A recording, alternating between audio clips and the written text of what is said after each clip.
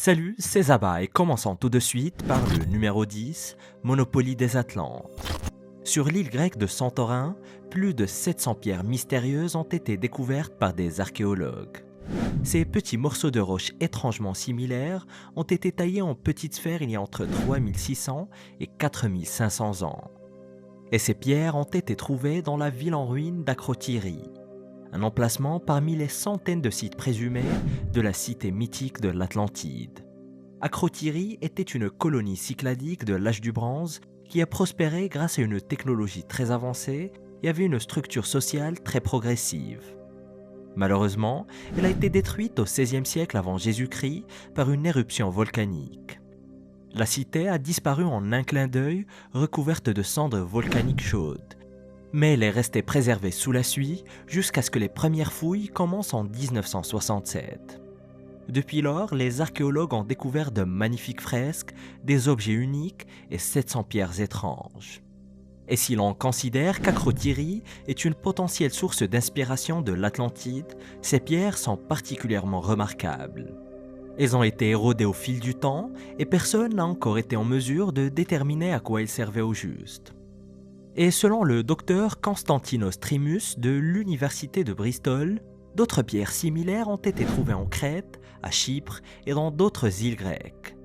Ces curieuses sphères de pierre faisaient-elles partie d'une technologie ancienne ou d'un passe-temps inconnu pratiqué par les anciens humains de la Méditerranée?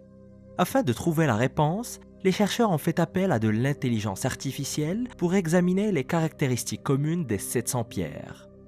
C'est là qu'ils ont découvert avec stupeur que les pierres n'étaient pas destinées à être utilisées dans des lance-pierres ou pour tenir des registres, mais qu'elles étaient des pièces d'un jeu de société antique. Malheureusement, les scientifiques ne savent pas comment jouer à ce jeu. Tout ce qu'ils savent est que ces petites sphères de pierre, dont certaines ont à peu près la taille d'une balle de golf, jouaient un rôle essentiel dans ce jeu mystérieux. Si Akrotiri a réellement servi d'inspiration à l'Atlantide, il pourrait s'agir d'un jeu de société avancé auquel les Atlantes ont joué il y a des milliers d'années. Numéro 9, le bateau tortue. Le bateau tortue était l'un des premiers véritables navires de guerre au monde. Une véritable merveille de technologie avancée, d'une puissance incroyable. Ce navire a changé le cours de la guerre au XVe siècle et a été inventé par la marine royale coréenne. Utilisé pour repousser l'invasion japonaise, il était associé à un autre navire très perfectionné, le Panoxéan, qui se servait d'un aviron et d'une voile pour échapper à ses adversaires. Cependant, le bateau tortue était bien plus innovant et l'équipage à l'intérieur était protégé par une enveloppe ressemblant à une carapace. Techniquement, ce navire était le tout premier navire blindé au monde. Le premier prototype ayant été achevé entre 1413 et 1415. Mais c'est entre 1592 et 1598 que le bateau tortue est entré dans l'histoire comme l'un des plus grands navires militaires jamais créés. Le samouraï japonais Toyotomi Hideyoshi, qui allait par la suite devenir le deuxième grand unificateur du Japon, a tenté de conquérir la Corée. L'amiral coréen Yu Sun-sin a alors amélioré la conception du bateau tortue qui était si impressionnant que les Japonais n'avaient aucune défense ou attaque contre lui. L'amiral a remporté 16 batailles sur 16, réduisant la marine japonaise en miettes. La principale caractéristique du navire était sa défense. Il possédait un énorme pont fermé avec une carapace de tortue couverte de pointes qui protégeait tout le monde à bord. Quant à sa figure de proue en forme de tête de dragon, elle aurait servi à la diffusion de gaz de combat en répandant fumée et gaz délétères et suffocants produits par la combustion de soufre et de salpêtre, servant en même temps de brouillard artificiel. Cela masquait les mouvements du navire au combat, lui permettant de naviguer rapidement dans un brouillard de soufre. Il pouvait donc très rapidement prendre de la vitesse, ce qui lui permettait de percuter les flancs des navires ennemis comme une sorte de bélier et d'anéantir efficacement les bateaux japonais les plus faibles. Numéro 8, réfrigérateur romain. Les archéologues qui fouillent la forteresse romaine de Nové sont tombés sur un équipement technologique très inattendu. Ils ont en effet trouvé un réfrigérateur antique dans l'ancienne forteresse légionnaire qui formait autrefois une barrière défensive et offensive le long du Danube dans le nord de la Bulgarie. La forteresse a probablement été construite au 1er siècle vers l'an 86 de notre ère et servait de base d'opération aux soldats romains qui combattaient les hordes barbares lors des guerres daciques. Les combats se sont poursuivis pendant près d'un siècle et même après leur fin, la forteresse est restée debout. Elle sera ensuite remise en service pendant la période byzantine au 6e et au 7e siècle. Et des fouilles ont été menées à la forteresse pendant plusieurs décennies et divers types d'artefacts ont été exhumés des ruines. Mais ce n'est que récemment qu'une équipe de chercheurs de l'université de Varsovie a découvert le réfrigérateur primitif.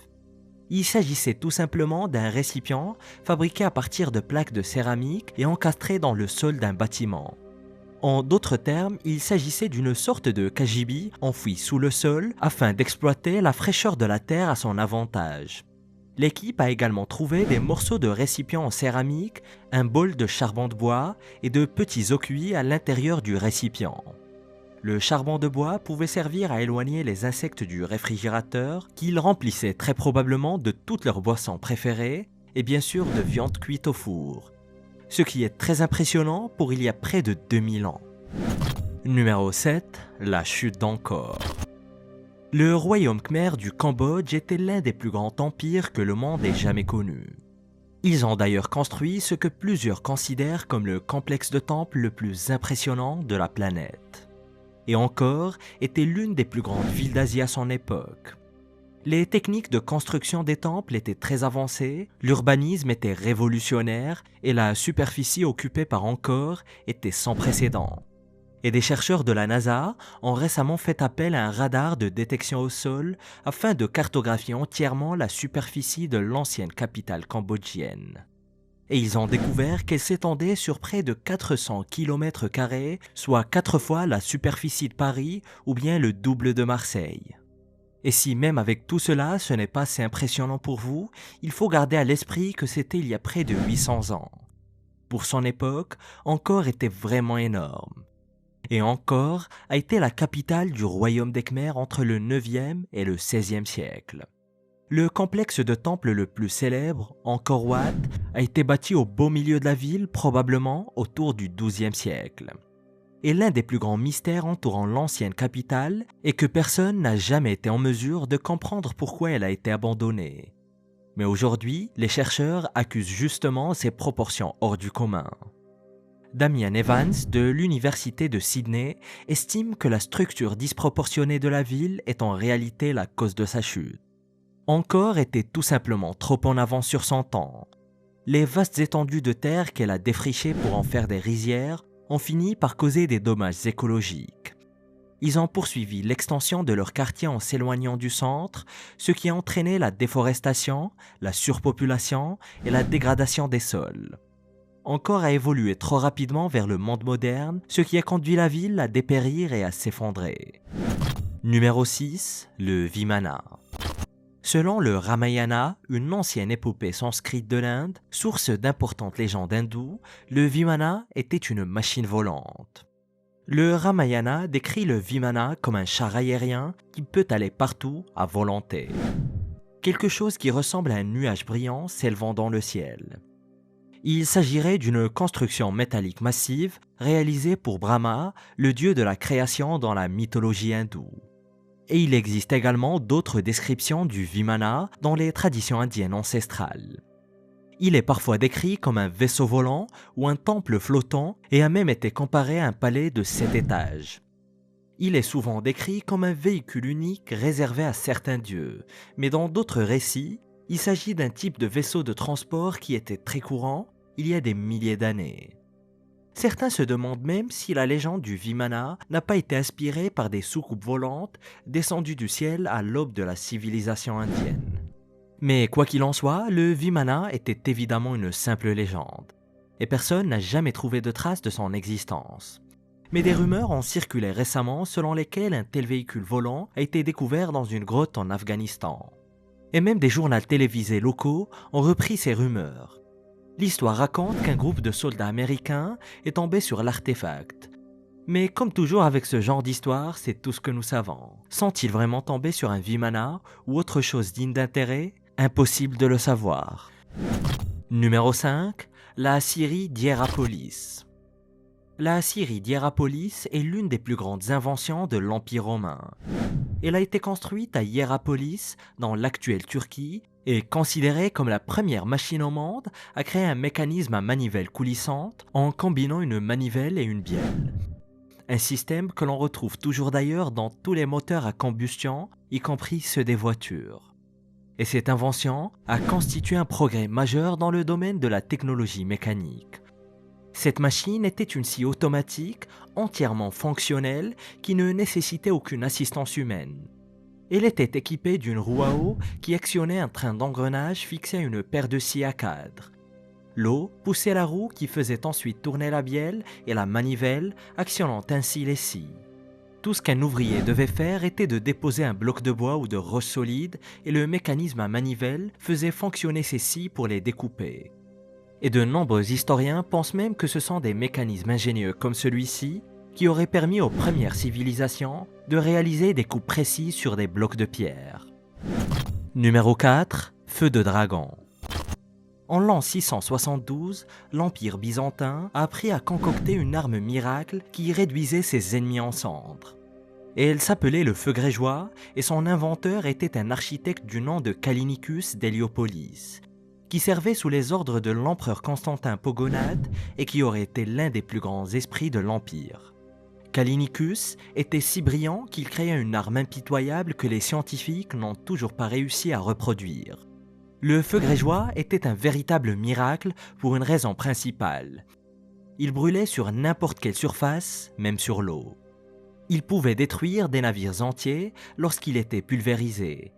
Et il était si efficace que les Byzantins en firent usage jusqu'au XIIIe siècle.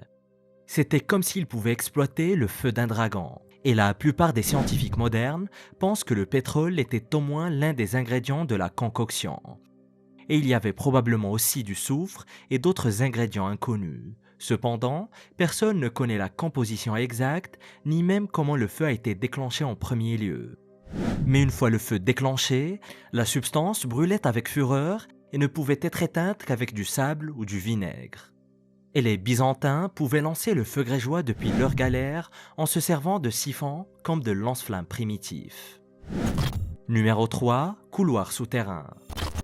Un projet de construction de route en Iran a récemment conduit à la découverte miraculeuse d'un mystérieux réseau souterrain dans le village de Bam, au nord-est du pays.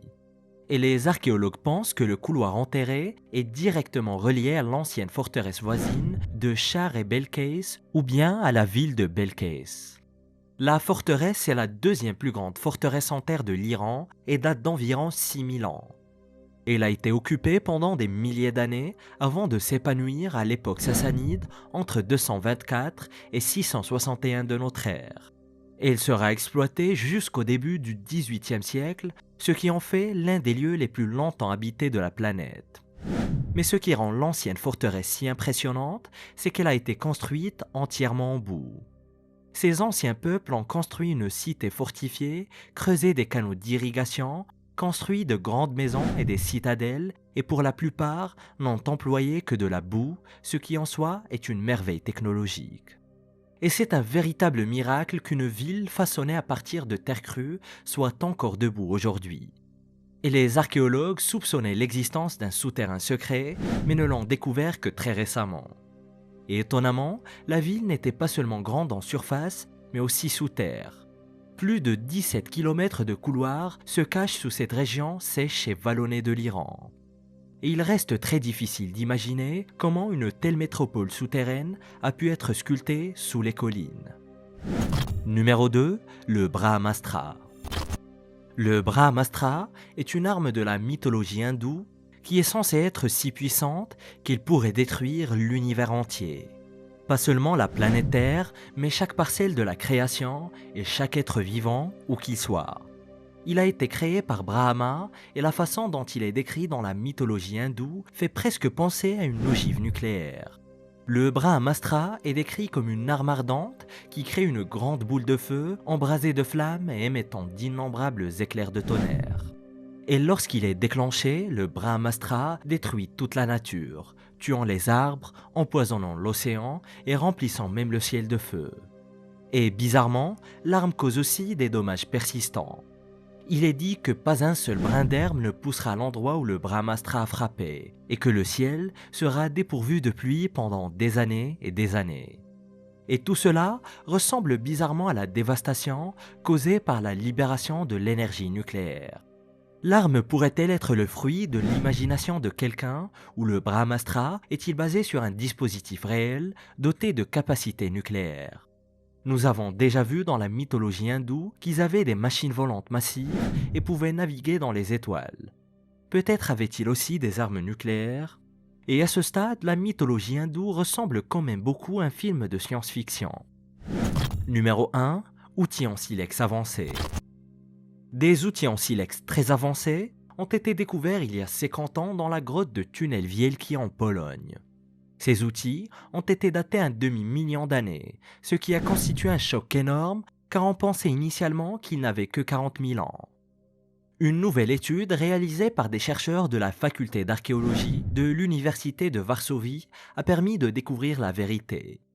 Ces instruments en silex sont probablement les plus anciennes créations jamais découvertes en Pologne. La grotte dans laquelle ces mystérieux morceaux de technologie ancienne ont été découverts remonte à au moins 550 000 ans. Et dans la grotte, les chercheurs ont également retrouvé des ossements de bêtes éteintes tels que les restes d'un lion des cavernes eurasiens et des restes de loups et de lycaons. Et les reliques de silex ont été retrouvées dans la même couche de sédiments que les ossements d'animaux disparus. Ces outils étaient loin d'être les plus perfectionnés qui aient jamais été fabriqués, et ils n'ont certainement pas été créés à l'aide d'une technologie exotique. Cependant, ils étaient très prisés des anciens humains. Et les archéologues ont identifié des racloirs en silex et des couteaux en silex miniatures qui étaient probablement destinés à travailler les carcasses d'animaux. Ils ont peut-être été inventés par une ancienne variété du genre Homo, appelée Homo heidelbergensis, qui vivait justement en Pologne à cette époque. Et les humains qui possédaient ces couteaux en silex étaient capables de chasser ainsi que de consommer plus de nourriture que ceux qui n'en avaient pas. Et découvrent ces secrets qui changeront ton regard sur les pyramides à tout jamais en cliquant sur cette vidéo.